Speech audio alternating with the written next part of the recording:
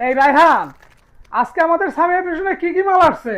আরে ভাই কি বলবো, এই যে দেখেন, এই যে মালগুলা দেখেন, এই যে একদম বান্ডিলে বান্ডিলে হ্যাঁ, মাল এগুলো চলে কি আসছে। বাটিক নাকি? চন্ডি বাটিক এর মতো লাগে। বাবা এই যে একদম চন্ডি বাটিক, এই যে খুইলা দাইতেছি কারাইন।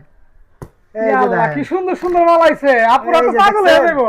এই যে দেখেন, এই যে এই গরমে আপুদের জন্য যে গরম পড়ছে, শুধু একদম খালি বাটিক আর ও, বাটিক। এটা তো আরো সুন্দর। একদম আর জোস একটা কালার, কালার। কালার গুলা কি? হ্যাঁ, জাক্কাস হ্যাঁ। কালার।